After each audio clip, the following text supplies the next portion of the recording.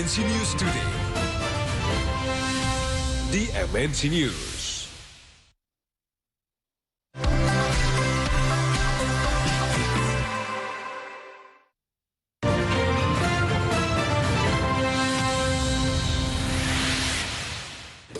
Kembali bersama kami pemirsa, elektabilitas Anies Baswedan meningkat bahkan melampaui dua nama favorit tiap survei calon presiden, yakni Ganjar Pranowo dan Prabowo Subianto. Dan hasil survei ini dilaporkan usai gelaran Formula E Jakarta. Ya, dalam survei yang digelar Indonesia Political Opinion periode 23 hingga 28 Mei 2022, elektabilitas Anies sebagai capres dalam simulasi Pilpres 2024 berada di urutan teratas. Anies meraih 26,9% suara jika pemilihan presiden dilaksanakan pada hari survei. Di urutan kedua, Prabowo Subianto meraih 22,7%, sementara Ganjar di posisi ketiga dengan perolehan 19,3% suara. Hasil survei ini dilaporkan usai gelaran Formula E 2022 yang dilaksanakan di Ancol, Jakarta 4 Juni kemarin. Dari beberapa survei IPO, nama Anies selalu di urutan teratas bersaing dengan Prabowo dan Ganjar. Ya, nama Anies kerap menempati tiga teratas di berbagai survei, namun hingga saat ini Anies belum menjadi kader partai politik manapun. Meskipun demikian, Ketua DPP PKS Mardani Alisera sempat menegaskan parpol tersebut dekat dengan Anies dan terus mengawal Anies hingga selesai masa jabatannya sebagai Gubernur DKI Jakarta pada Oktober nanti. Bahkan Mardani mengatakan Anies juga menjadi salah satu kandidat capres yang tengah dipertimbangkan oleh PKS.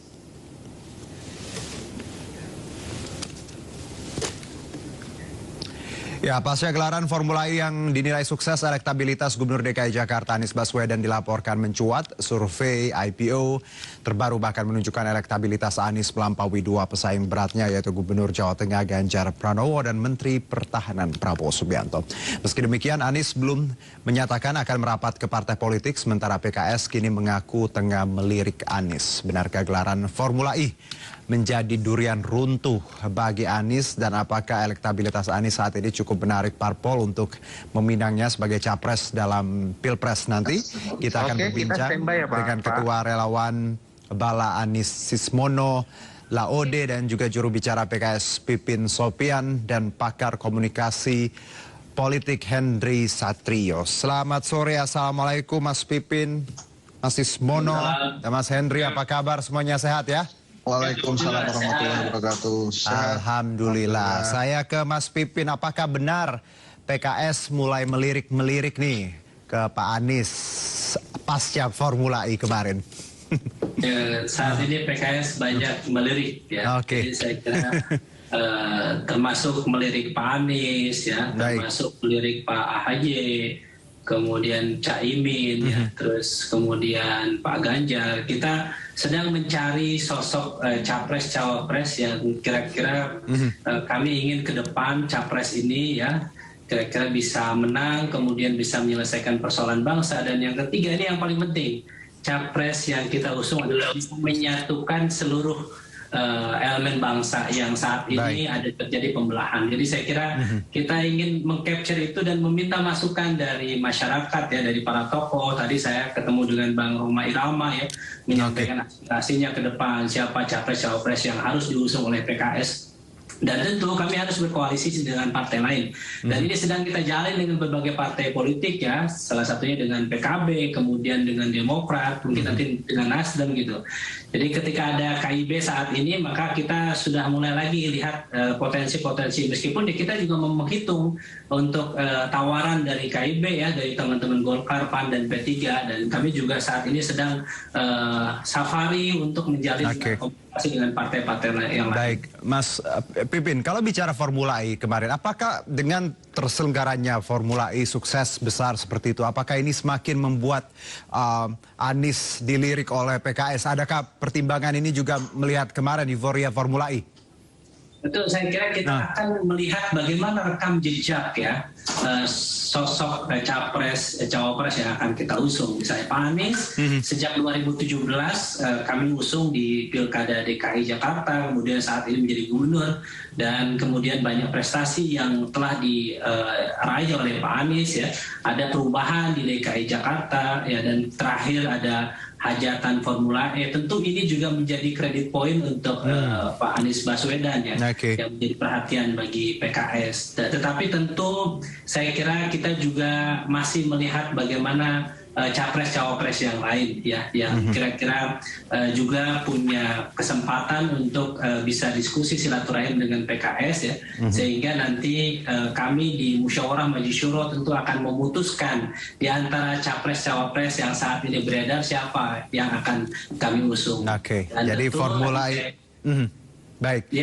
Ya, Formula E kemarin ada satu credit point ya, plus ya untuk seorang Anies. Saya ke Mas Ismono. Mas, kalau bicara mengenai relawan sendiri, melihat peluang Anies setelah Formula E kemarin, apakah makin optimis? Insya Allah makin optimis.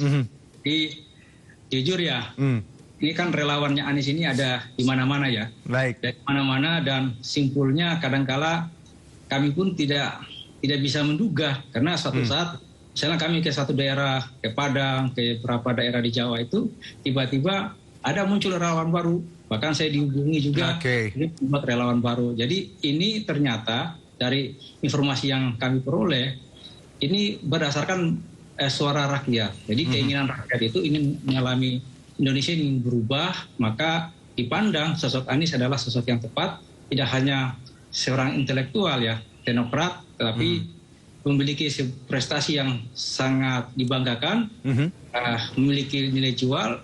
Kalau dalam istilah kami itu paket komplit ya, bahkan juga bisa mewarnai representasi bangsa kita, seorang nasionalis, seorang religius, dan ini insya Allah Anies dalam memimpin Jakarta sudah terbukti. Tidak ada keraguan dari orang-orang yang dulu bahwa Pak Anies akan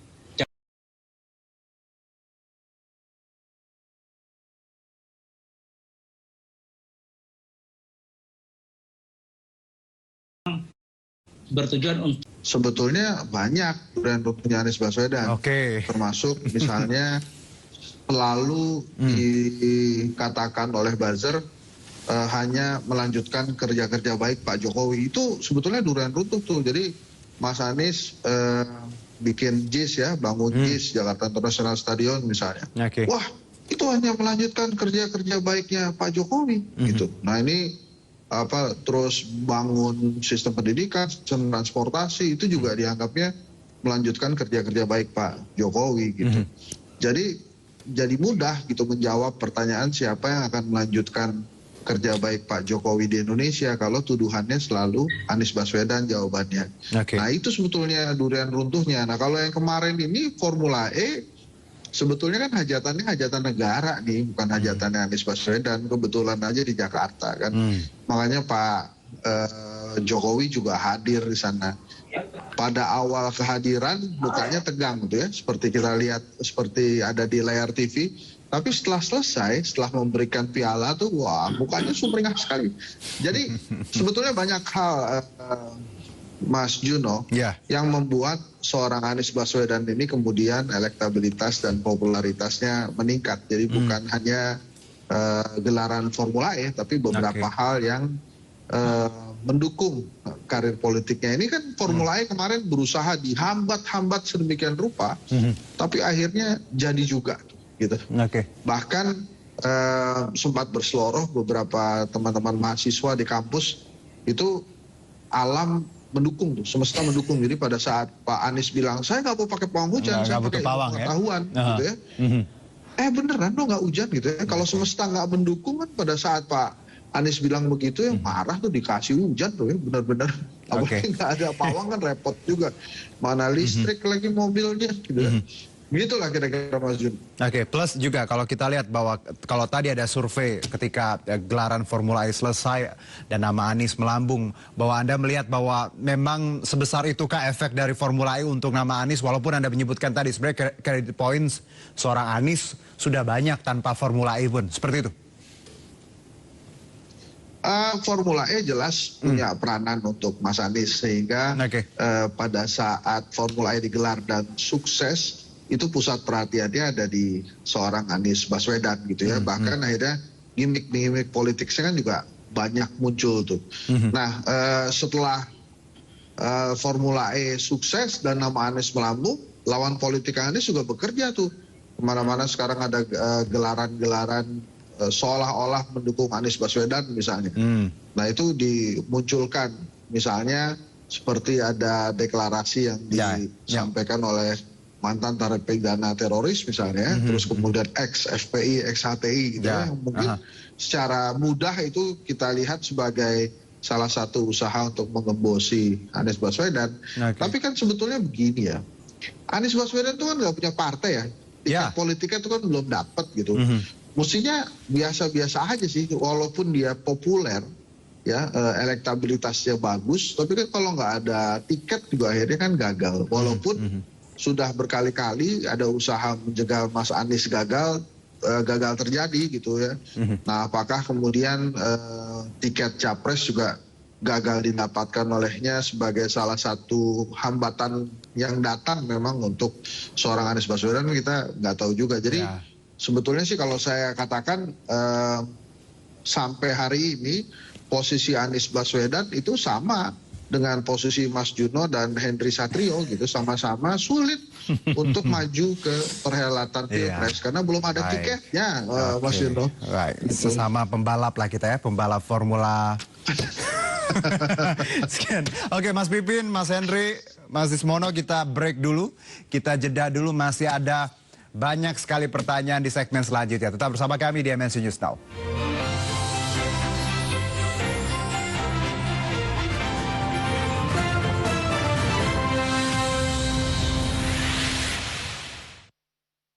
Halo, selamat pagi Indonesia. Mengisi waktu pagi dengan berita pilihan. Tidak berlaku oleh MK. Terdakwa Nurdin Abdullah terbukti secara sah dan meyakinkan menerima suap.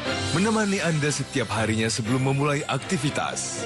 Sebagai pemenang Ballon d'Or cukup mengejutkan banyak pihak. Saksikan MNC News Morning setiap hari jam 8:30 pagi di MNC News.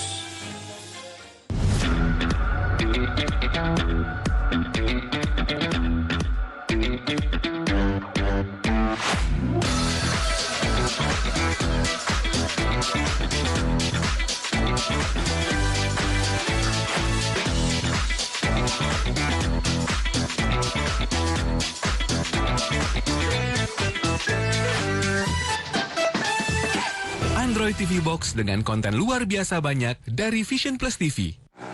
Waktu malam bukan hanya waktu yang tepat untuk bersantai, tapi juga menjadi waktu yang pas untuk mendengar segala informasi paling penting. iNewsroom, iNews Malam, Lintas iNews Malam, Buletin iNews Malam.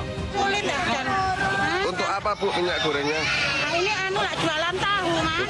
Dapatkan semua informasinya di setiap malam dalam Buletin MNC News Malam. Setiap hari di MNC News. Kami melaporkan berita terupdate. Kerusuhan terjadi di Pakistan saat massa menuduh seorang pria telah menodai Al-Quran. Peristiwa penting yang terjadi dari banyak penjuru. Banyak anak-anak yang butuh perlindungan, yang butuh tempat tinggal. Siap menemani waktu istirahat siang Anda. MNC News Today. Setiap Senin sampai Jumat jam 1:30 siang. Dan setiap Sabtu dan Minggu jam 1 siang. Di MNC News.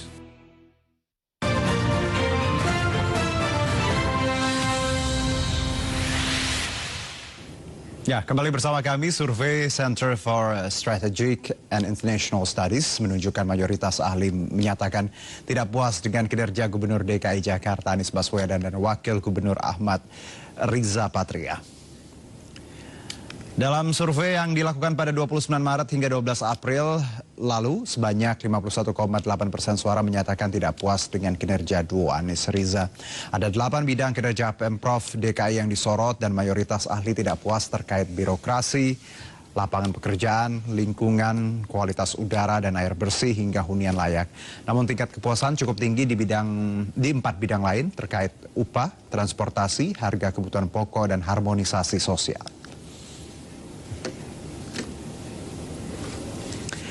Ya, lagi-lagi survei menunjukkan tadi cukup dinamis, apapun itu semuanya sangat temporary, jadi bisa sangat berubah walaupun tadi beda beberapa hari. Nah, kita lanjutkan dialog dengan Ketua Relawan Bala Anies Sismono Laode, juru bicara PKS Mas Pipin Sopian dan pakar komunikasi politik Henry Satrio. Kita tahu Anies ini kan namanya cukup populer, selalu 3 teratas beberapa kali, tapi belum punya parpol, belum menjadi kader partai politik. Saya ke Mas Pipin, dari PKS sendiri, internal PKS, sebenarnya melihat sosok Anies ini seperti apa sih Mas Pipin?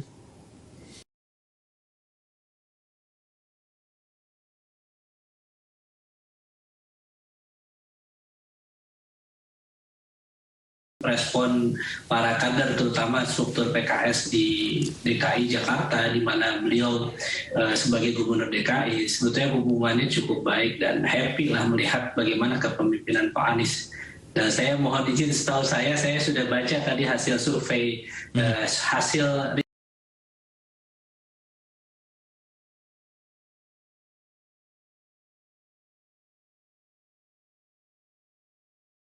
seluruh warga DKI. Jadi ini saya kira bobotnya tentu harus dilihat ya. Jadi ada survei elit.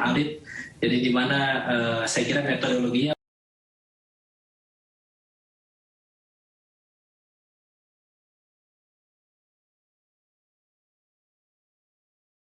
ya, tapi ketika survei misalnya disebut tokoh tadi mungkin yang dilakukan oleh yang tadi dipaparkan memang kemungkinan terjadi perbedaan. Jadi saya kira ini perlu diluruskan Mas Cino. Kalau tadi yang saya baca memang menunjukkan mayoritas ahli, Mas Pipin.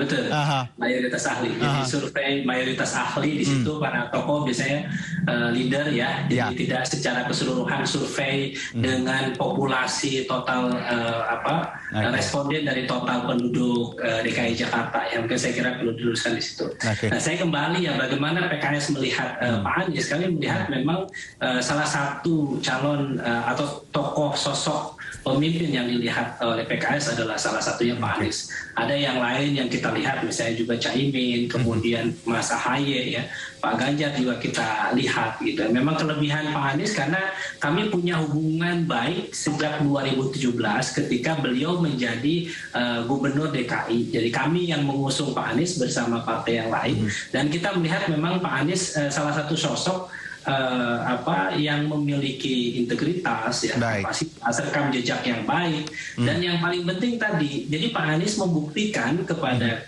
PKS dan kepada semua warga DKI Jakarta, beliau tidak bersikap diskriminatif gitu. Jadi dulu bisa ada isu ramai gitu ya terkait dengan bagaimana politik aliran dan sebagainya. Ternyata kami melihat memang beliau bisa mengayomi seluruh ras, seluruh etnis dan juga seluruh agama yang ada di DKI.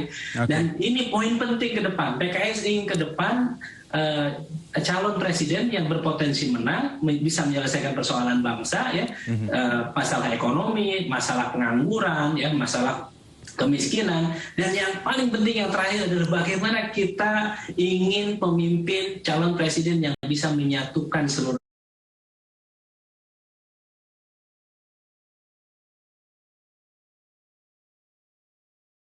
menjadi salah satu yang ada usulan masukan dari internal ya. Jadi PKS pun sebenarnya punya nama internal yang layak untuk diajukan seperti itu. Nah, kalau saya ke Mas Sismono, Mas, kalau kita tahu Anies selalu popularitas ya, tadi elektabilitasnya cukup tinggi, sering 3 teratas. Tapi yang jadi kendala, relawan tentunya paham bahwa Pak Anies tidak punya kendaraan partai politik, belum menjadi kader partai manapun. Bagaimana Mas Sismono melihat keadaan ini? Jadi begini ya, pertama tugas relawan dan partai kan beda ya. Jadi kami hanya berusaha semaksimal mungkin untuk menyampaikan gagasan, prestasi, keunggulan Anies Baswedan, dan itu betul-betul sangat dibutuhkan oleh masyarakat. Yang kedua, kami tidak pernah melakukan pemaksaan terhadap partai apapun, karena itu domain partai. Tapi Pak Anies ini seperti yang saya katakan di awal, adalah sosok pemimpin yang betul-betul ideal untuk masa depan bangsa. Sebenarnya tadi teman-teman PKS ya, itu sebenarnya sedang menyebut representasi Pak Anies, tapi tidak begitu vulgar, tapi tidak apa-apa. Tapi kami percaya itulah. Dan kami juga percaya bahwa partai-partai politik di Indonesia ini apapun situasinya, apapun catatan masyarakat, itu juga memiliki kepentingan yang besar untuk membesarkan bangsa ini. Nah, Pak Anies dalam hal itu kan punya korelasi yang positif. Jadi Pak Anies adalah calon ideal yang sangat dibutuhkan oleh masyarakat, punya track record yang sangat bagus, pemimpin yang punya kapasitas mendunia juga, dan apapun yang dilakukan Pak Anies saat ini betul-betul untuk bangsa. Semua persoalan-persoalan masyarakat di Jakarta itu diatasi. Bayangkan satu hal itu, Pak. Satu hal misalnya soal Jakarta nggak punya lahan pertanian ya, padi ya, tetapi bisa melakukan kegiatan ekspor di Arab Saudi itu dengan melakukan kolaborasi di daerah-daerah Jawa Tengah, tempatnya Pak Ganjar, Jawa Barat, tempatnya Kang Emil, kemudian Kofifa Jawa Timur. Ini kan sebuah ide besar yang begitu kreatif dan hanya bisa dilakukan oleh Pak Anies saat ini.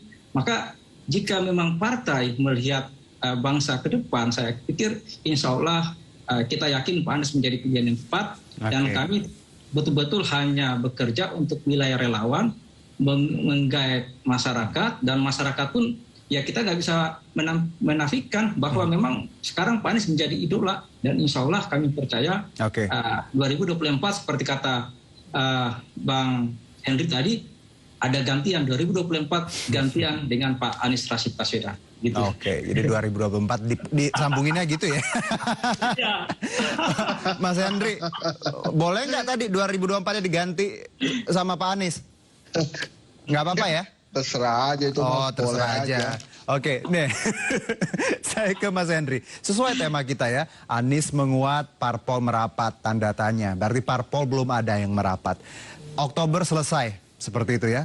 Apa yang harus dilakukan Pak Anies agar tadi tren positif ini tetap terjaga, dan kita tahu bahwa tadi belum ada partai sampai sekarang. Semuanya masih, ya tadi, masih berpikir, masih membaca situasi. Gini, Mas Juno, saya beberapa kali menyampaikan bahwa hasil survei Kedai Kopi, kelompok diskusi dan kajian opini publik Indonesia Januari lalu itu ada pergeseran kriteria presiden yang diinginkan, kriteria calon presiden yang diinginkan dari merakyat menjadi cerdas. Nah, kalau kriteria calon presidennya cerdas, maka strategi pemenangannya juga berubah dari pencitraan ke pameran-pameran. Jadi pameran hasil kerja, hasil pembangunan. Nah, walaupun Mas Anies nanti selesai di Oktober 2022, dia sangat mungkin terus punya panggung politik selama dia bisa memamerkan hasil-hasil pembangunan selama beliau menjadi gubernur di Jakarta. Dan perlu diingat juga setelah jadi gubernur selesai, itu malah lebih mudah tuh dia untuk bergerak. Karena kalau jadi gubernur Jakarta tiba-tiba muncul di Aceh gitu ya, orang kan nanya juga ngapain muncul di Aceh gitu ya. Waktu nengok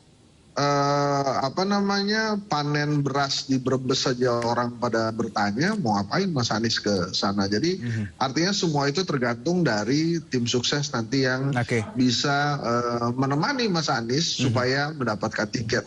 Nah, Mas Juno terkait tadi ya hasil CSIS. Ya, CSIS.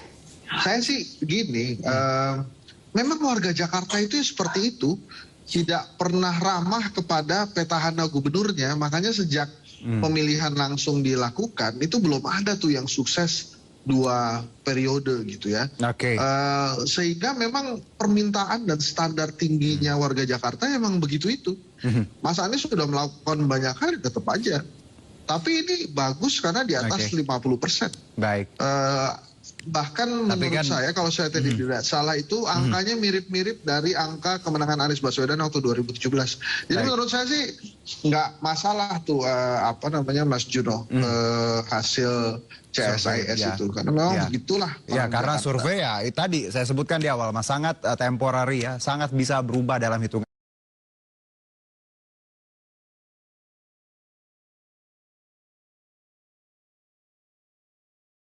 hari gitu. Tergantung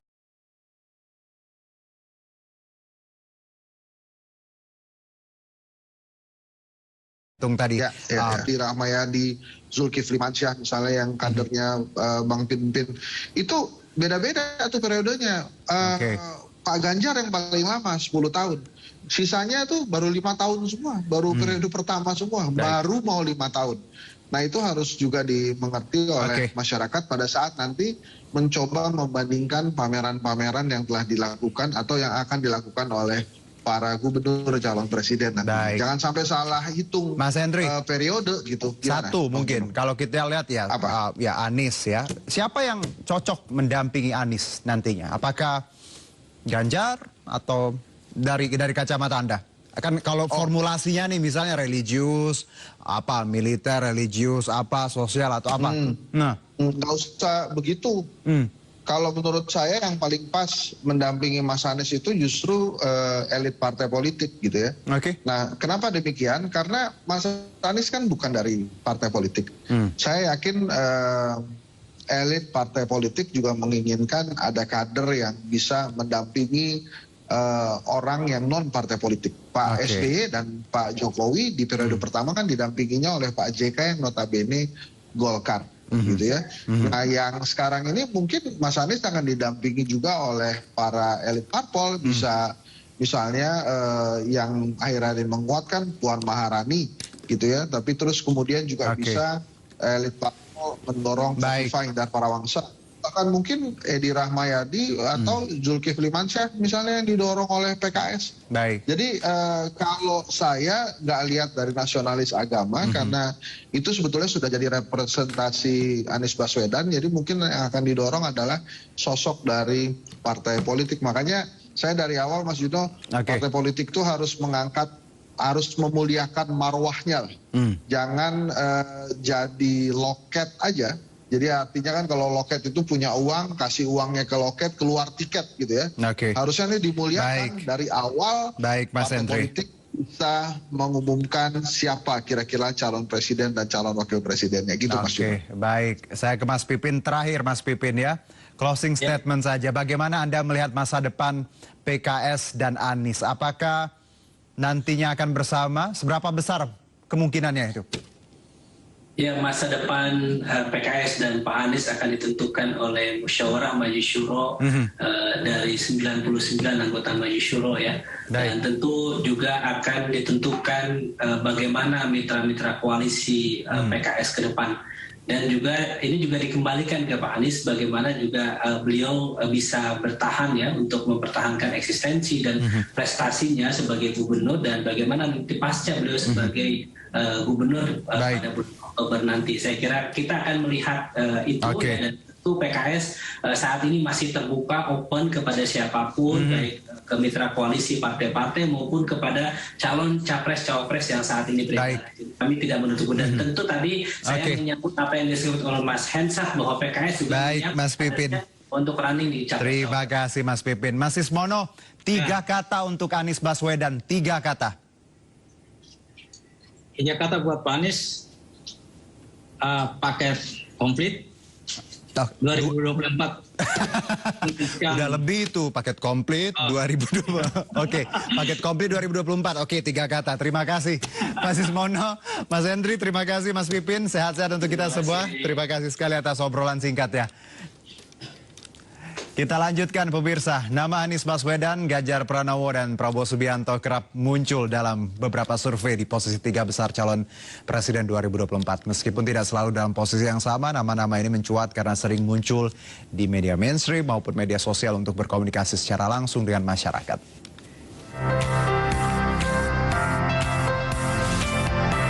Partai Persatuan Indonesia menyebut terdapat 3 nama besar kandidat calon presiden yang akan digadang-gadang di pemilu 2024.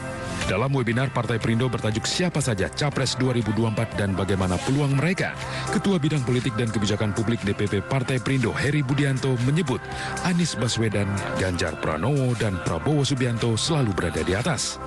Mencuatnya nama-nama ini tidak terlepas dari sering munculnya mereka dalam berbagai platform media, terutama media sosial.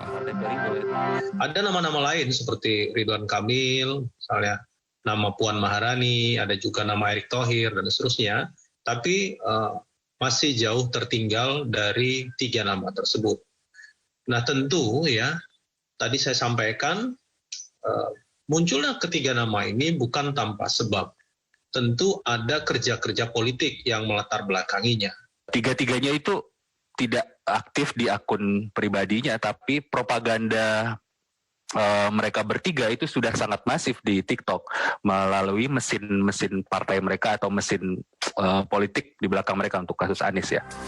Selain itu, aktivitas politik yang berkaitan dengan kegiatan keseharian beriringan dengan status mereka sebagai pejabat dilihat publik sehingga mendongkrak tingkat keterkenalan, kesukaan, dan keterpilihan. Dari Jakarta, Lisa Oktaviani, Yulia Lorena, Ainus melaporkan. Ya, informasi lainnya akan kami hadirkan usai jeda berikut. Tetap bersama kami di MNC News Now.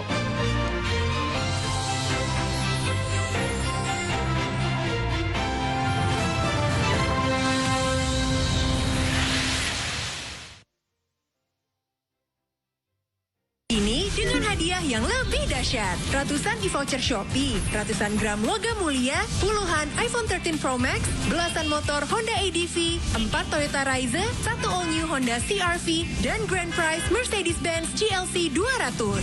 Segera buka dan tingkatkan terus saldo tabungan dahsyat. Dapatkan kode undian setiap tabungan kelipatan Rp1 juta. Menangkan total hadiah miliaran rupiah sepanjang tahun. Tabungan dahsyat dari MNC Bank. Halo, selamat pagi Indonesia. Mengisi waktu pagi dengan berita pilihan. Tidak berlaku oleh MK. Terdakwa Nurdin Abdullah terbukti secara sah dan meyakinkan menerima suap. Menemani Anda setiap harinya sebelum memulai aktivitas. Sebagai pemenang Ballon d'Or, cukup mengejutkan banyak pihak. Saksikan MNC News Morning setiap hari jam 8:30 pagi di MNC News.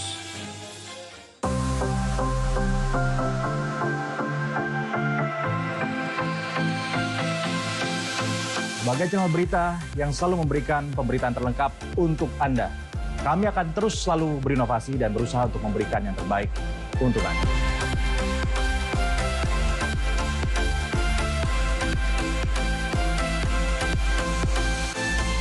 Dan kini, kami hadir dengan tampilan yang lebih fresh. Tentu, perubahan ini akan memanjakan Anda, pemirsa setia MNC News.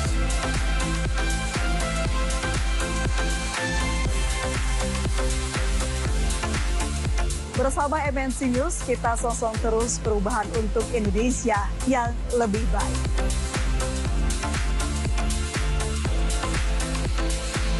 MNC News Beyond Headline.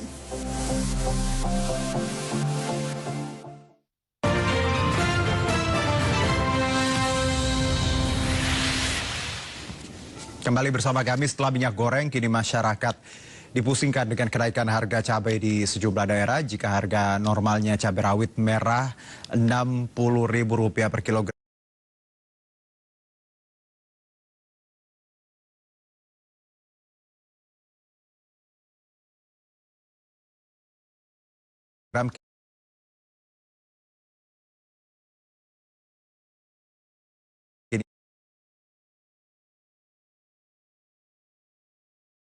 Ini harga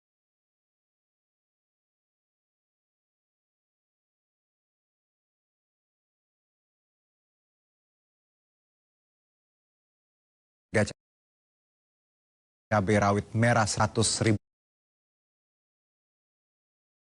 per kilogram.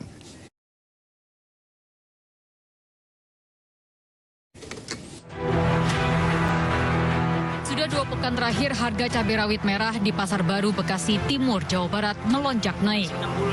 Jika normalnya harga cabai rawit merah dibanderol seharga Rp60.000 per kilogram, kini harga cabai rawit merah mencapai Rp100.000 per kilogram. Selain cabai rawit merah, harga bawang merah juga mengalami kenaikan drastis dari Rp30.000 per kilogram.